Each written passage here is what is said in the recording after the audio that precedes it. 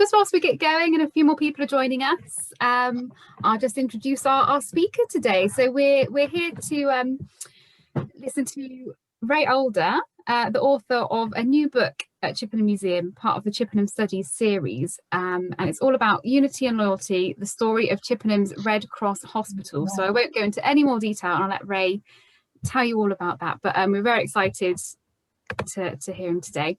And we're also joined by Melissa Barnett, who is curator here at Chippenham Museum. So she'll be posing your questions to Ray at the end. So do have a think as you go of any questions that you have. A lot of you are familiar with us, but if not, we are Chippenham Museum. We are a Chippenham Town Council facility.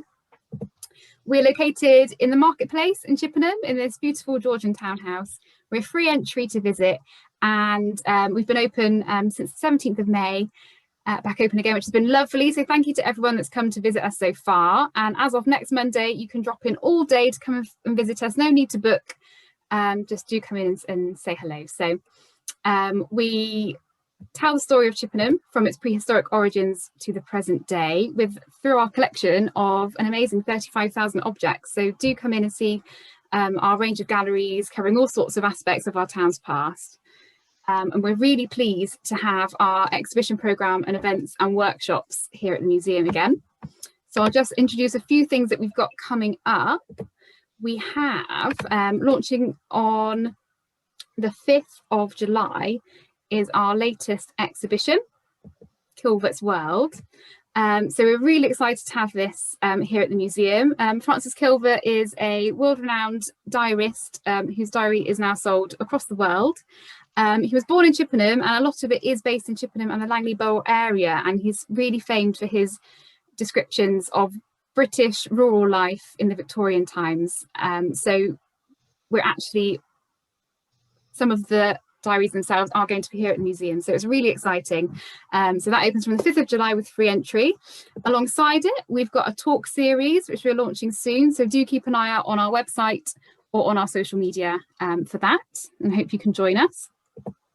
We're launching summer holiday workshops, so really lovely to have families back in the museum. So do check out our website. There'll be something every Wednesday for families to book in and come and do, or visit us at any time, and we have things, interactive things for you to enjoy. So alongside that, we have our adult creative workshops coming back. So we started this series before COVID, once a month on a Saturday, a maker here to do printing or glass or jewellery, and we're really excited to be bringing that back. So again, keep an eye out on our website for the dates and how to book.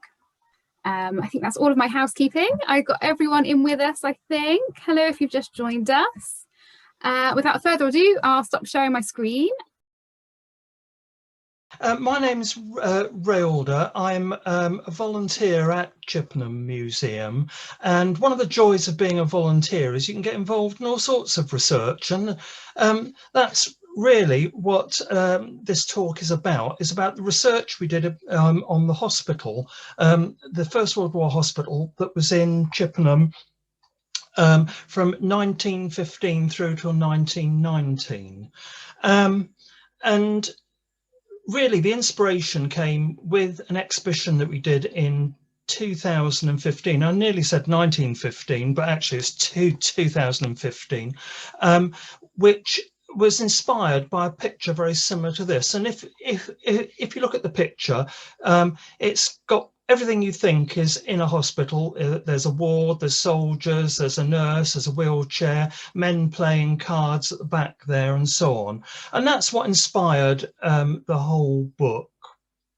So I thought I'd start by telling you a little bit about how the book developed and the journey it took, then a little bit about the hospital itself, and finally what I think is the most important part of the hospital story, how Chippenham pulled together, and it's been described as perhaps being Chippenham's finest hour, and I think, you know, that's a fair comment. So when we started looking at the hospital exhibition, we started thinking about who was it working in in the wards, and they were called VADs. And I think most people have heard of the word VAD, and you think of a nurse um, tending to a wounded soldier, but of course a VAD is an organisation. It's a voluntary aid detachment. It's part of the Red Cross, based on a county organisation, and the poster that I'm showing you there is quite a famous one from the First World War, and it shows that they wanted nursing members, they wanted cooks, kitchen maids, clerks, housemaids, and men as well to help this. So it wasn't just nurses that they wanted people to form a hospital. It was going to be like a temporary hospital. And the picture on the left, of course, is the VAD's training, and they'd been formed since 1909, and the training they got was basically first aid training and ambulance training. The point was that when the soldiers came from the battlefield injured, they went to the military hospitals first, and then came to hospitals like Chippenham to convalesce. So actually, first aid training was plenty enough for the hospital. So we worked on the planning for the exhibition, and this is a photo. Some of you may have seen the exhibition that we had into 2015, and we tried to recreate much what you saw in the photo. And we told the story of the hospital and the men that came. We didn't know who they were, but some of the stories about soldiers coming and what they would have seen and so on. What I found fascinating was, as the exhibition developed and people came and saw it, we started getting people come in and tell us additional stories. They'd bring in notebooks and letters and scrapbooks that belong to their relations. And of course, what you've got to remember is that people were coming in and talking about people that they knew. It was a grandmother, in one case, a mother, and they were telling us stories about the hospital and how people worked in the hospital. So it moved a little bit from just being a story of the hospital. It became a story of the whole town, serving the hospital and serving the patients. And that takes me into sort of the title of the book, Unity and Loyalty. Unity and loyalty, of course, is the town's motto. It's also the names of the two big wards that were in the town hall. They named them after the town motto. But importantly, and unfortunately, I'm not the first person to say this. It was said in some speeches in 1919. The whole town joined together in unity and loyalty. So that was the emphasis. That became the emphasis of the book, really. Not what did the hospital do, but how did the town serve the hospital. And of course, I said people brought scrapbooks and photo albums in.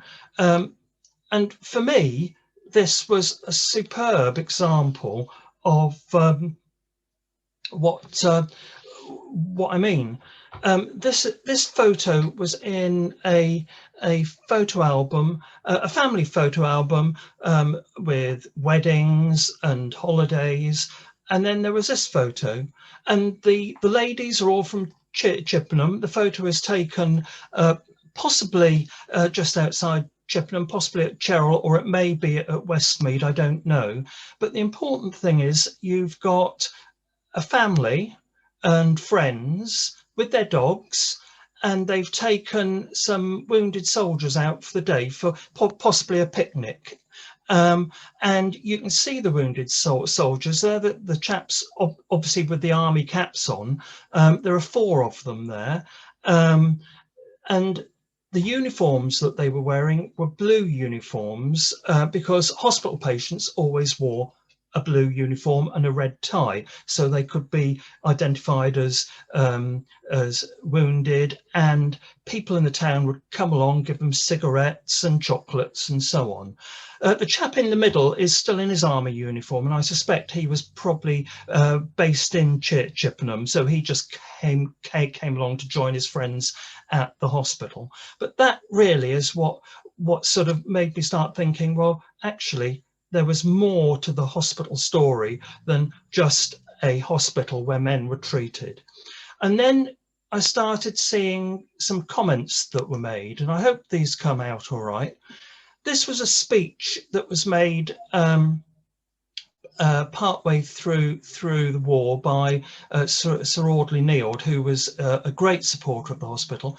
And he said, as you can see, there was sympathetic and generous support from all classes in the district. People came from all over the place and gave money and gave food, vegetables that they grew in the garden, supported the patients, entertained them, and so on.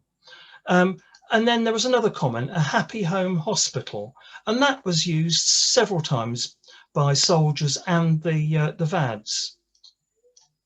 And then this one, I like this. It's a bit lengthy, but this was actually written in a nurse's autograph book. May I take the liberty of expressing my sincere wishes and thanks for the kindness and innumerable favours to me during my stay in Loyalty Ward. And, you know, all those together with that photo sort of summed up that it wasn't just soldiers coming to be to get fit to go back to war, but the town were actually looking after them, looking after their boys in blue. So jumping now to August 1914, and this is the development of the hospital. And as I say, the VADs were trained in first aid and so on, and they'd been one of the things that they'd practiced was how to deal with a possible invasion, and they've been doing this since 1909, as I say. And one of the things that they were asked to do by the Red Cross organisation was to look at local public buildings that could be turned into rest shelters for refugees and temporary hospitals for wounded men. So they obviously turned to the town hall and went to the council and said, can we take the town hall, please, as a hospital, because we're now at war. And the War Department had asked the Red Cross to find some properties. And of course, in the early days of the war, it was going to be a short war. It would all be over by Christmas. And a lot of people were coming forward with properties that could be used as convalescent hospitals. Bowood House, for instance, was a convalescent hospital. The town hall in Corsham was a convalescent hospital. And in Wiltshire, the Red Cross were told, you know, you need a maximum of 500 beds to deal with the convalescent soldiers, and possibly to take some patients from Bristol, because that's where the military hospital would be based. So civilian patients, move them out of the military hospitals, the BRI and Southmead.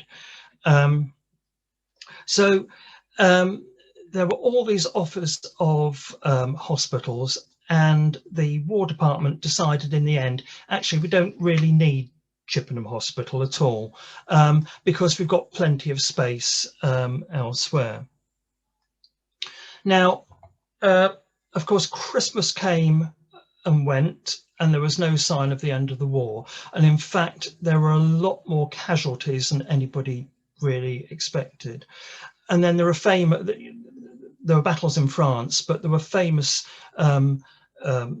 battles at Gallipoli, where there were a lot of casualties. I think a lot of Australians were injured and killed in Gallipoli. And I've put this picture in because this is from the Australian War Memorial, and it strikes a chord with me, and I think if you can sort of bear this picture in mind, because it'll crop up again later, but you've got Gallipoli, and as I say, a lot of Australians were there, and you've got an Australian soldier who's wounded, and his mates looking after him. So the Red Cross were asked by the War Office in October 1915, look, we really do need more convalescent hospitals. Would you look again and see if Chippenham would be suitable for a hospital? And in fact, it was decided to open the hospital in Chippenham. And it was the town hall, which is upstairs above the market hall as it was then. And there is a photo of the inside of the town hall. That's what the patients would have seen. And I could probably spend an hour talking about this photo, because there was so much in this that that tells you how the people of the town came together. But I mean, just a couple of things. There's a piano in the corner, and that was donated by the man who owned the music warehouse in the marketplace. All the beds are slightly different, because members of the public just donated beds. The hospital had to be opened within a matter of weeks, so it wasn't a question of going off and ordering all this stuff. Things were just donated. The bedside cabinets, the curtains were all made by the Mothers Union, and so on. And if you look at every photo of a hospital ward, I won't say every photo of a hospital ward, but you look at it and there are inevitably flowers or plants. The people were very keen to bring in plants and flowers for the patients. So I've got here 5th of November 1915. That's when the ward opened. That's when the hospital in Chippenham opened. It was called Unity Ward, and the builders went in and did some work very rapidly to get it up together. They built a kitchen and a bathroom. That was quite a novelty, and so the first men arrived on the 5th of November by train. There were 10 of them. Unfortunately, we don't know who they were, but we do know that 9 of them were walking patients, and the people in the town brought their private cars along to transport them to the hospital. And the 10th man was a stretcher patient, and there was no ambulance about, so they had to go up to the local laundry, the steam laundry, and borrow one of their vans to bring him down on his stretcher. But what happened when the men arrived, they'd be greeted by the VADs, they'd be given a cup of tea, cigarettes were always given, and cakes. Cakes were very famous in Chippenham, and if you can see that photo, that's Ethel Williams with her cakes. And if I was a wounded soldier coming in, I'd be really happy to see that smiling face with those cakes. I think, you know, that was a real boost to the chaps. So I said we don't know who the 10 men are, but the VADs kept albums, autograph albums. It was popular in those days, and some of those are now in the museum. And this one, if you look at it, is Private Dempsey. He's Australian, wounded at Gallipoli. Now you see why I like that picture of the Australians at Gallipoli. He says he was wounded twice at Gallipoli through a blow from the butt of a Turk's rifle, and he's now in Chippenham suffering from rheumatism. And what I think is really great is that this story of Chippenham Hospital sort of started to go around the world a bit, because this chap's relations actually came into Chippenham, met us in the museum, and we were able to show them the town hall and where Joseph Dempsey would have been treated. So that was really a really nice thing to do. I'm going to jump now to August 1916, because the war didn't get any better. In fact, it got worse. And I think most people have heard of the Somme, and I think it's recognised that the Battle of the Somme was a lengthy battle, and there were hundreds and thousands of casualties almost every day. It was a really bloody set of battles. So what was happening, I think, if I remember correctly, the Somme started on something like the 1st of July, and the wounded men would be taken to the military hospital at the front, or sort of the clearing stations, and those that needed further treatment would be shipped back to Britain, and they'd either go to Southampton or somewhere like Avonmouth, and Bristol, which was the main military hospitals for Wiltshire, the Southmead and the Royal Infirmary, they would receive these patients, many of them straight off the battlefield, still in their uniforms, and they were operated on and treated. In fact, there were so many patients arriving that a third hospital had to be opened at Beaufort, which is in Fishponds. It's the old lunatic asylum. So there were 3 hospitals, and Beaufort, when it opened, offered 1,200 beds, I believe it was. So those were the numbers that they were talking about. And in the first days of the Somme, the trains were arriving in Bristol, and there were sort of 2-3 trains a day, and they were carrying 300 men. So it was that sort of scale. And what was quite noticeable as well was that the trains were beginning to arrive during the night as well, because earlier the trains arrived during the days and the public would cheer the men, but now it wasn't really appropriate for the public to see so many wounded men. So if you look at the timetables and look at some of the accounts, the trains arrived during the night. Anyway, the Red Cross came back to Chippenham and said, we know you've opened up the town hall and you've got 40 patients in the town hall. Could you extend that into what was then called the Neeld Hall, the hall behind the town hall, and the Corn Exchange beyond that? So eventually, Chippenham Hospital was running 100 patients, but at times of stress, it sometimes went up to 106, 110 patients. They squeezed more beds in from time to time. So that was Loyalty Ward, and that's how the hospital looked for the rest of the war. Oops. Now, this is the cottage hospital. Nothing to do with the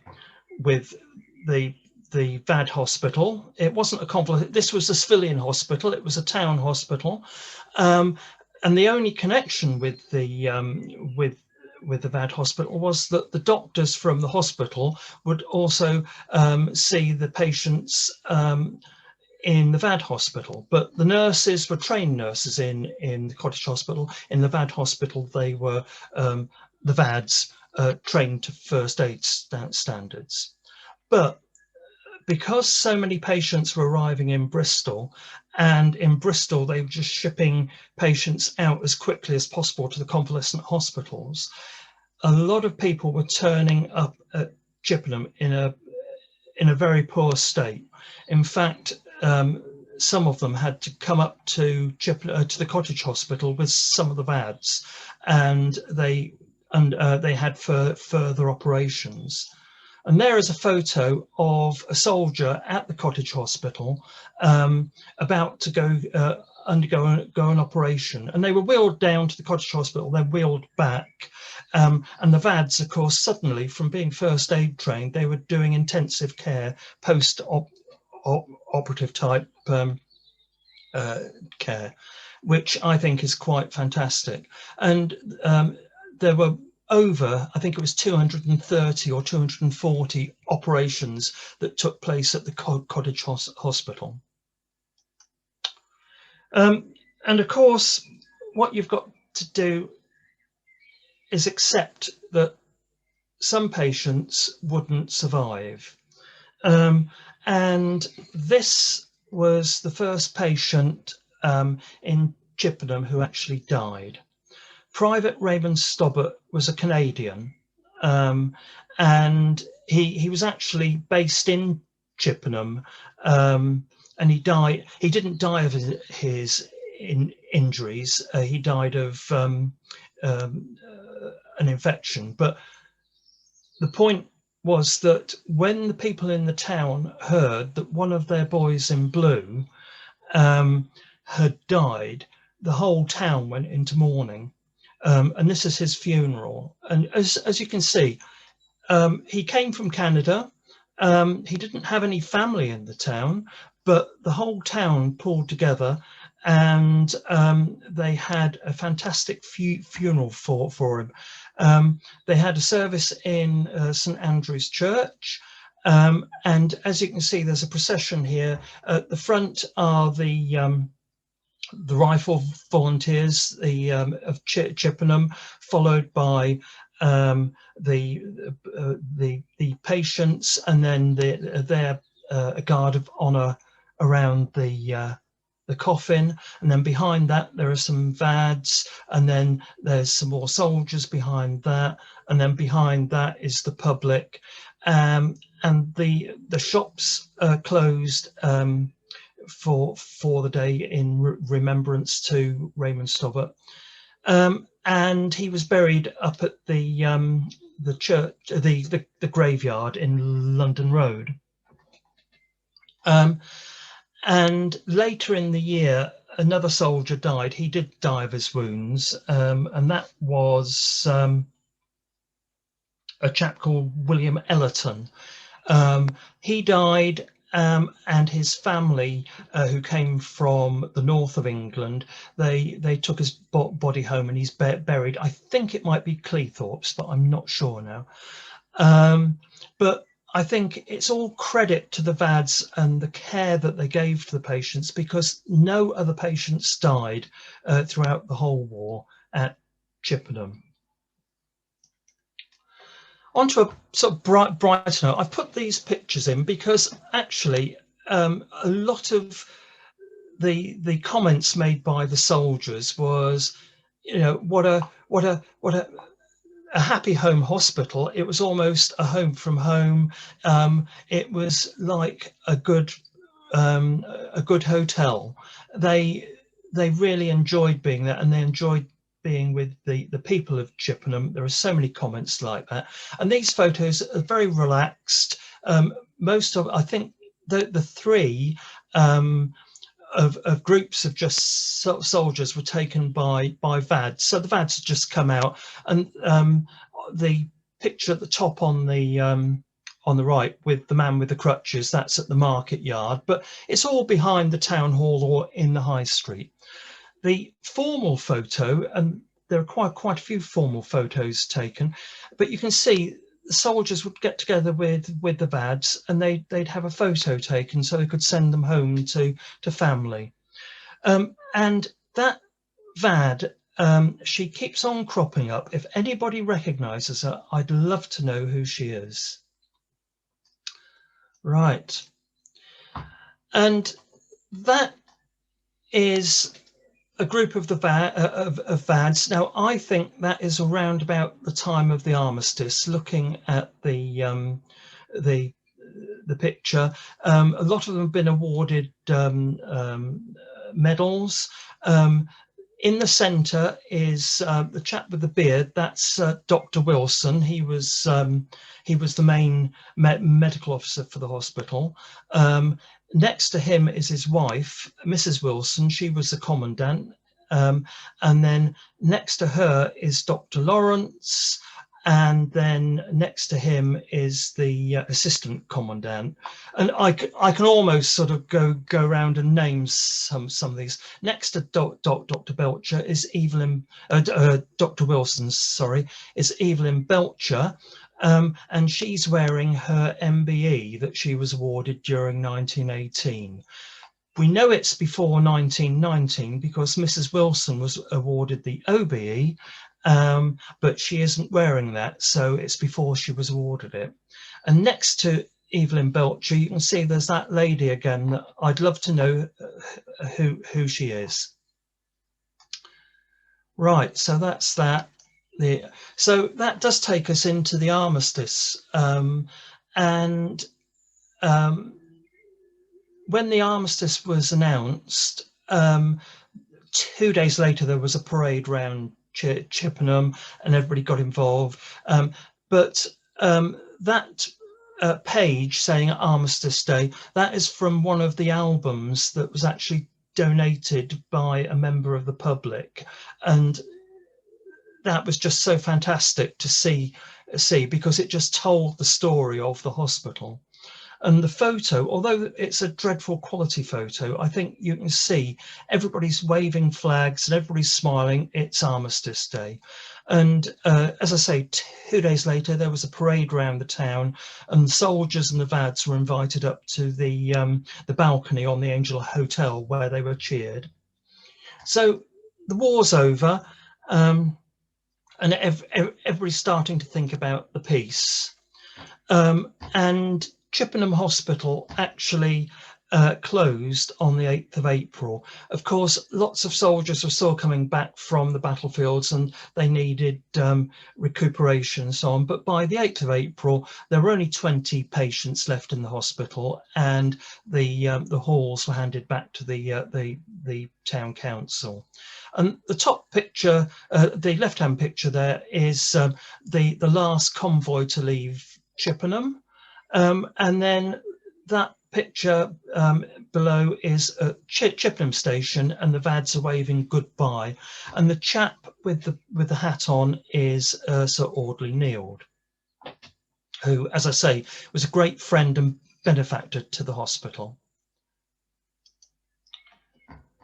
And 1925, eventually, they put the plaque up that is now on the town hall, and it tells you that 1,872 people were treated there, and as I say, only 2 died, which I think is a marvellous reflection. So what I'd like to do now, we've gone through a brief history of the hospital. What did Chippenham actually do to make the patients welcome? Because I've looked at several, with the research that I did, I looked at a lot of hospitals, and every town has its own story. I'm not saying that Chippenham is unique, but I think there was an awful lot happening in Chippenham, and a lot of people in Chippenham were donating, giving time, giving money, popping in to visit the patients. And it seems a lot more than a lot of other hospitals. So I've added that picture because that really is a VAD. That's Ethel Vicborn, group of soldiers, all laughing, smiling, having a jolly good time, knowing that they will be going back to war, but you know, they're enjoying the time and enjoying what the town can give them. And the next slide, I hope you can read that, because that is in one of the autograph albums drawn by one of the soldiers, Private Sharp, I think it was, of the Argyll and Southern Highlanders. It actually says, "In memory of fishy days at Chippenham." And what he's saying really is that the angling clubs in Chippenham, they'd lost a lot of members because they'd gone off to war. So at Christmas they didn't have an annual Christmas dinner. They just collected money and gave it to the hospital to buy a bed. And the members of the club would come in and entertain the soldiers. They'd chat with them and read books, and they also organised fishing competitions for them. And it was special fishing competitions so that the men in wheelchairs could get out to the river, and it was adapted for them. And they had a prize giving and so on, so the men could feel at home. So that was the angling club in Chippenham. This photo was brought in by a lady, and it tells the story of the footballers. During the war, ladies football became very popular, and the ladies from Saxby and Farmer, which became Westinghouse, but they were munitionettes. They were making shells. They formed a football team and they played the Chippenham Ladies, and then the munitionettes, they got to know the patients very well. They used to come in and help make the teas and so on. And they said to the chaps, "We'll play you at football." So this was a match against the patients. And actually on the back of this photo, the lady that brought it in, her relation had written on the back, she'd written to her brother, saying something like, you'll love to see this. We played football against the patients in Chippenham. Don't know who won, but I think they all look really quite happy, and I think they had a good time. I think on the far there's a lady with a collecting box on one side of the picture on my right, and that at every event there were always Red Cross collecting boxes, and there was always a substantial amount of money raised. And that, believe it or not, they're all wounded soldiers.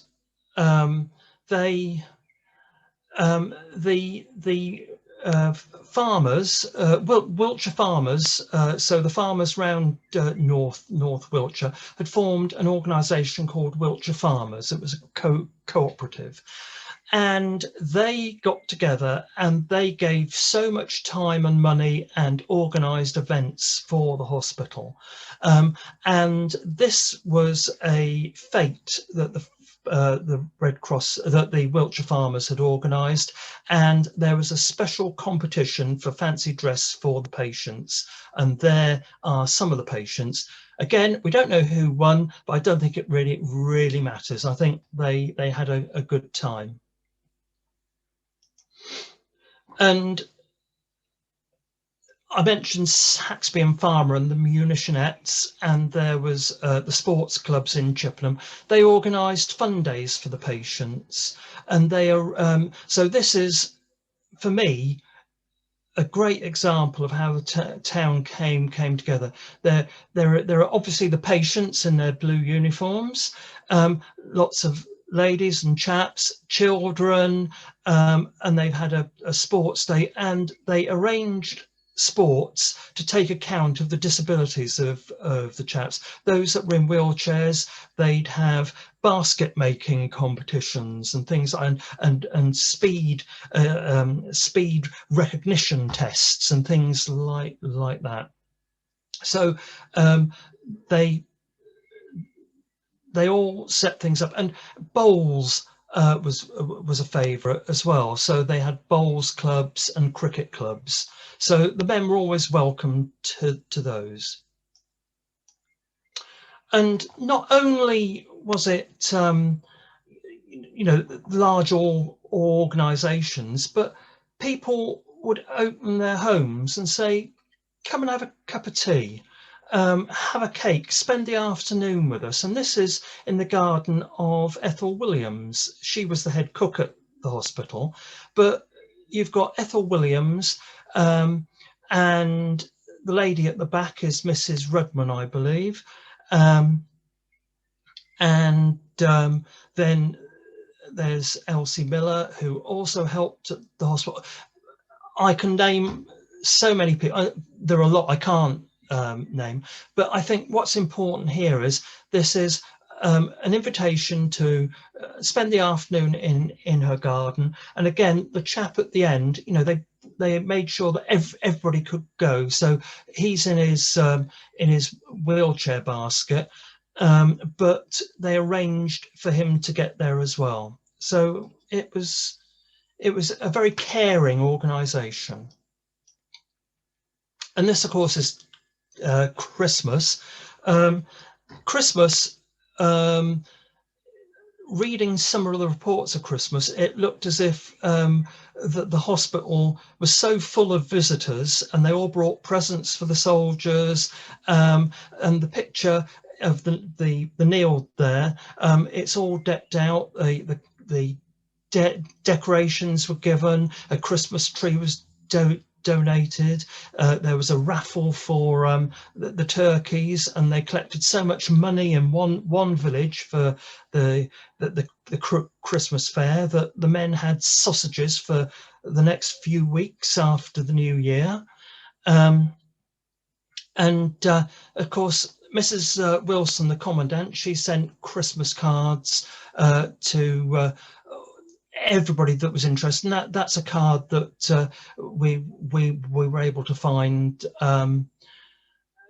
which on the back it's to one of the VADs, but I think she sent them to the VADs and to some of the patients. And then the bottom picture, the caption for that was after the plum pudding was served, and you can see it's the cooks, and they've had good fun. They've served the plum pudding, and they're now wearing hats and having a good time at Christmas with the patients. So again, it was sort of the town coming forward.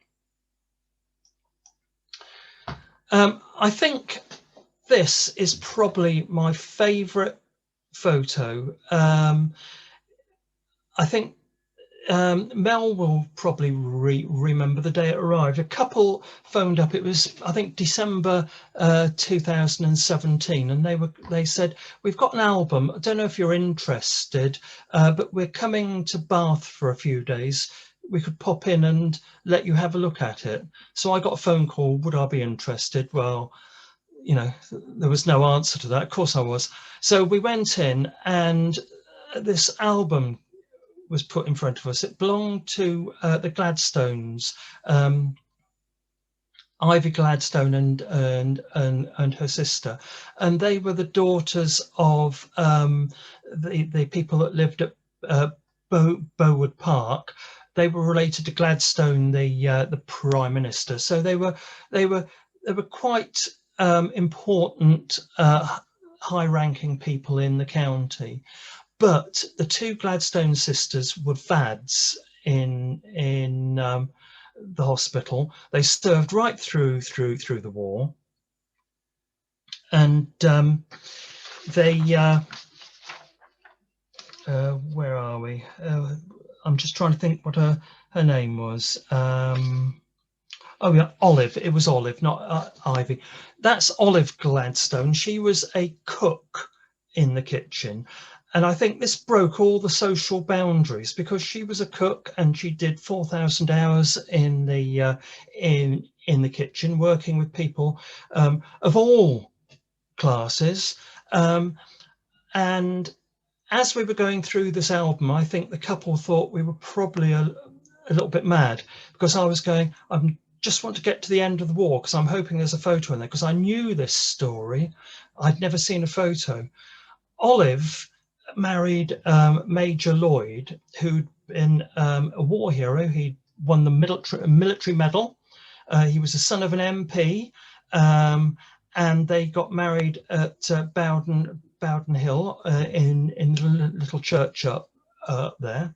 And normally he'd have a military guard of honour, but Olive said, no, I want to have my friends from the hospital I want a guard of honour of Vads, and you can see there the Vads. They've got soup spoons, and they've got a guard of honour with the soup spoons. So good old Olive, she got her way, and I just love that photo, and I love the album that where it came from.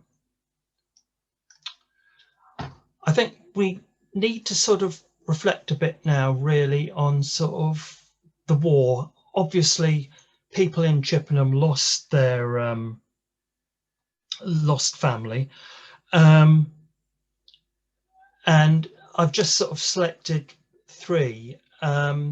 We've on the lady on the top, that is Ethel Brinkworth.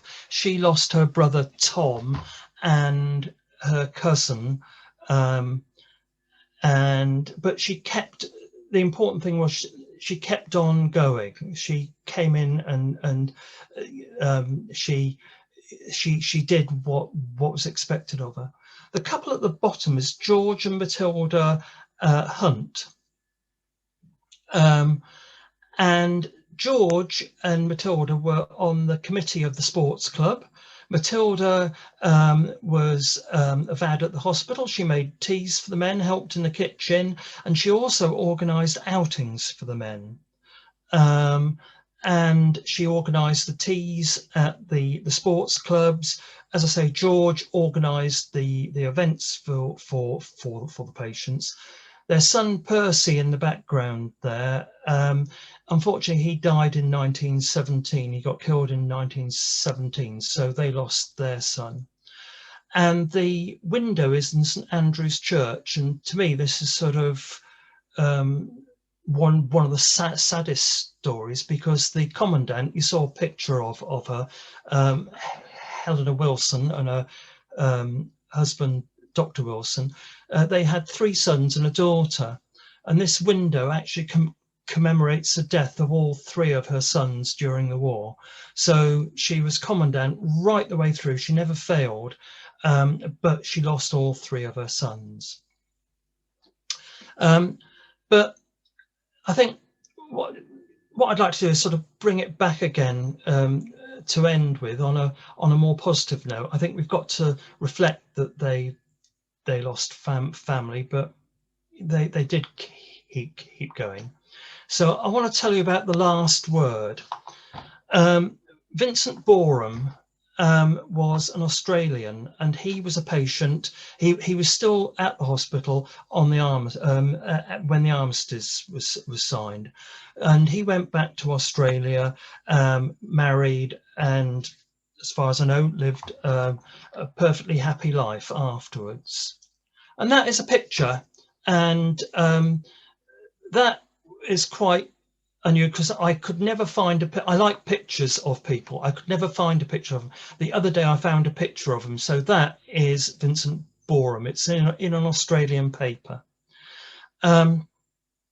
So Vincent Boreham was Australian, living in Australia. In 1938, the MP for Chippenham visited Australia on a trade mission, and anybody with Chippenham connections or an interest in Chippenham would have a chat with him or write him a letter. And Vincent Boreham did exactly that. He wrote him a letter and said, I was a patient in Chippenham, and I remember it well.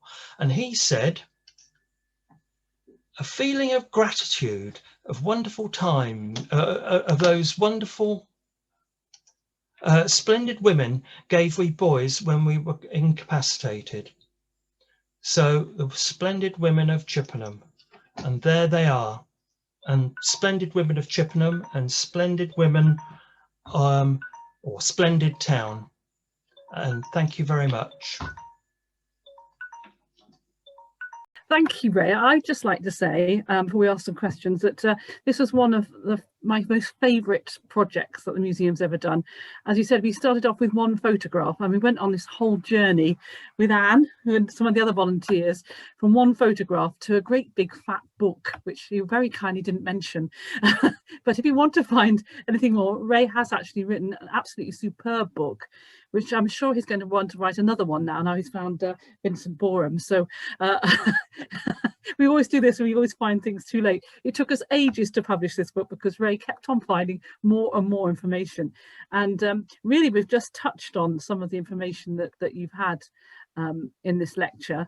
And it's all so fascinating. And I've always said it's Chippenham's finest hour because everyone in the town helped make it special. And actually at the museum, everyone worked together to make the exhibition and the research special as well. So would anyone like to ask any questions of Ray while we've got him trapped here? I can't actually see if anyone's got their hand up. Can't see anyone. No? I've stunned you all. Yes, definitely. Yeah, Melanie Boyle said, that was brilliant. I really enjoyed your passion, hearing all the names that we know. So that's really, really lovely. And that is something we all hold on to, the passion that you can get when you research people. And I think one thing Ray also tried to do was make it human. And again, in his good book, he has pictures of all the nurses and the people who helped in the hospital to actually give them a fitting memorial. So quite often it's only the heroes of war that the fighting war that you hear about, but these nurses were actually heroines in their own right, and to have a little picture of them and of some of the men who helped there as well gives them life. And I'm so proud of that for the museum and for the history of Chippenham. So and I think what is important is that we've now met so many relations, granddaughters, grandsons, that could remember their relations who were VADs and talked about the hospital. When we started this project, and we had no objects or anything, as Ray said, so people were bringing in bits and bobs like old tea towels and things from the hospital and old bedclothes and things like that, and they were really quite surprised about how excited we were, because suddenly that period of time became real history. And I think we just got the cusp, didn't we? People were still alive who had some sort of memory, or their parents. So it's one of the lovely things about working in heritage. So yeah. Anybody else? No one in that? In that case. Oh yes, it's me. Can you hear me? I can hear you. Yes. Right. That the chap that died with that fantastic funeral was Canadian, wasn't he? Yes. Have you managed to contact any of his descendants in Canada? No, we tried, but I think he came. It looks as if he came from a family that didn't have any children. He didn't have any children, and I think his parents only had one other child who either didn't have a child or died, or that child died quite young, from what I can find.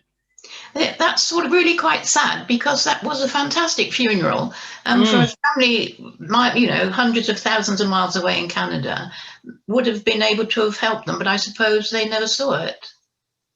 No, picture, I mean. No, they didn't see it, and whether they saw a photo, I don't know. But I think he came from Nova Scotia, if I remember correctly. Just one of those sad things amongst many. Yes, very, very much so. We've got a question from David. Yes, I just wanted to say, Ray, excellent presentation again. Thoroughly enjoyed it again. One thing you didn't mention this time was the famous cookery book, which I think Melissa should republish, so we can all try some nettle soup. Well remembered. I have still got... cookery books are fantastic. Yeah. When we did the reconstruction of the arrival of the first soldiers, didn't we, Ray? We actually cooked some of the potato recipes. That's right. That's right. Yeah, and yeah, it's wonderful to have, because that was that book just came in by accident one day, didn't it? And then we looked through. Yeah, it's just wonderful to find that. So anything like that is still out there. This is one of the great things about working in a museum, that stuff is still out there, and they probably don't realise the importance of it. And every time Ray does a talk, we get some more information. So we like to send you out, don't we, Ray? Well, if anybody can recognise that nurse, that would be brilliant. I can't see anyone. I think you can, Claire. Can you see anyone? Can't see anyone else. Do unmute yourselves or put your hands up or whatever. But I think that's everyone. Right. Thank you again, Ray. And if you wish to buy the book, it's in the museum. It's actually in good bookshops as well this time. So please do buy it. It's Ray's given all his time free for the museum and for the community. So thank you again for that.